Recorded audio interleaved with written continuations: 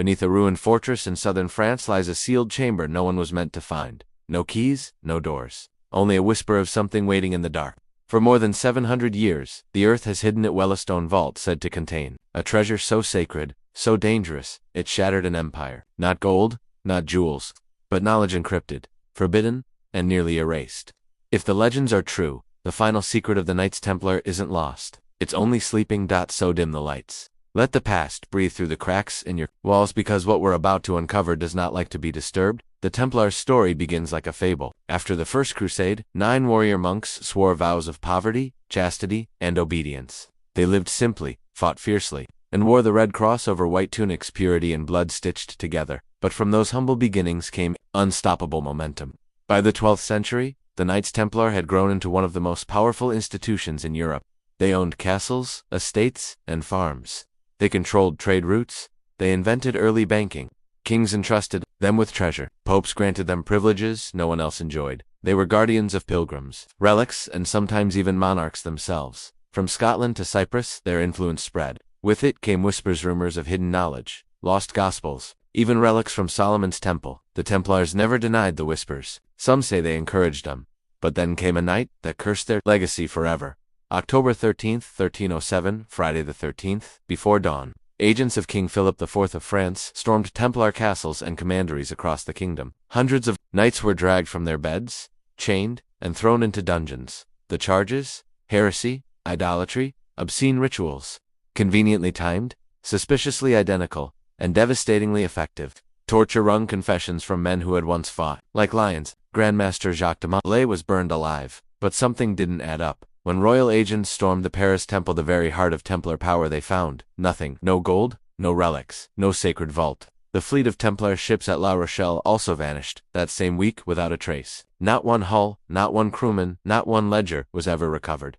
Had the Templars seen this coming? To understand why Philip struck, follow the money. By 1307, the king was drowning in debt. Wars and extravagance had drained his coffers. The Templars were his creditors, Europe's most efficient bankers. And like any bank, they kept records of kings borrowing more than they could repay. One king in particular, Philip himself, rather than settle his debts, he destroyed his bankers. He painted the Templars as devil worshippers, claimed they spat on the cross, kissed each other in strange places, worshipped a mysterious head. It was scandalous, convenient, and effective propaganda. But here's the curious part. Even Pope Clement V, who had authority over the order, was caught off guard. If heresy was the crime, it should have been Rome's to investigate. Yet the Pope yielded quickly, pressured or controlled by Philip. Why? Some argue Clement was a puppet. Others whisper that even in Rome there were rumors of strange texts, relics smuggled from Jerusalem, and rituals older than Christianity itself. None of it was proven. Yet the Templars went silently to the flames, refusing to rebel. Why didn't they fight back? Perhaps because they had already moved what mattered most. Inside the Paris Temple Tower, Philip's men found absence so complete it felt theatrical. Empty vaults, bare floors, no signs of broken locks or hurried flight. It was as if the treasure had simply evaporated. For centuries, scholars have puzzled over that silence. The Templars were masters of logistics. They ran a financial system that stretched from London to Jerusalem. A knight could deposit funds in Paris and withdraw them in Acheron, early form of credit banking. They used codes, seals, multiple keyholes, and redundancies. If they knew danger was coming, it would have taken only days to trigger contingency plans. Assets converted to portable forms, records burned, treasure dispersed to secret sites. Some even claim convoys left Paris by night-hooded riders escorting sealed carts. Ships waiting on the Seine bound for La Rochelle. What happened next is legend. What exactly was Philip expecting to find? The Templars had been entrusted with staggering wealth, donations, farmland revenues, taxes, even royal jewels. Their treasure was said to include not just gold, but sacred relics, encrypted scrolls, and artifacts of unknown origin. Yet when investigators searched after the arrests, they found only lists without contents, vaults without treasures, inventories without matching items. To this day, not a single verifiable coin, chest, or relic of the Templar hoard has surfaced. So what happened? Some skeptics argue the treasure never existed, that their wealth was exaggerated, but we know kings borrowed enormous sums from them. We know their estates yielded huge revenues, and we know Philip expected hard wealth and failed to seize it. The simplest answer? The treasure was gone before he arrived. One theory says the treasure was divided and scattered across Europe, hidden in castles, buried in mountains, or safeguarded in Portugal, where the Templars later re-emerged as the Knights of Christ. Another says the entire fortune was moved at once. loaded onto ships and sailed west beyond the reach of king and pope, perhaps toward the New World centuries before Columbus. But others insist the real treasure was never material at all. What if the vault didn't hold riches, but records, lost texts, forbidden gospels, or wisdom carried back from Jerusalem?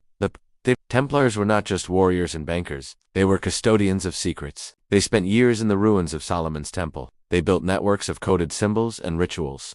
What if the true treasure was an archive, an idea too dangerous to destroy, too powerful to reveal? That might explain the silence.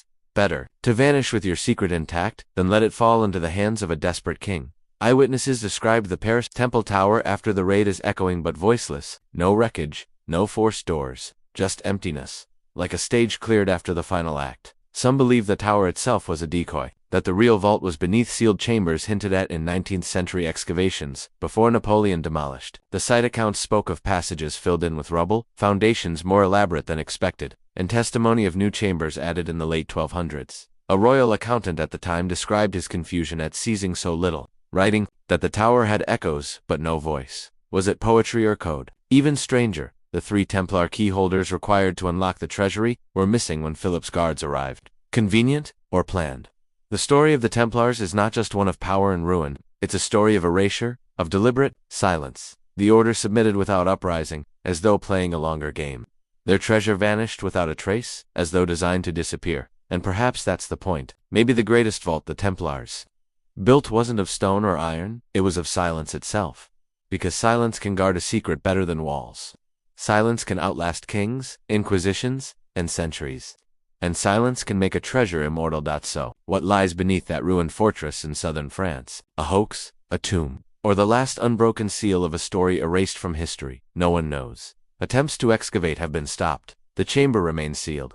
But one man once claimed it was more than a vault. It was the final chapter of the Templars. Story built to survive time, fire, betrayal, and kings. If true, then the treasure of the Templars isn't gone. It's waiting for someone brave or foolish enough to disturb it.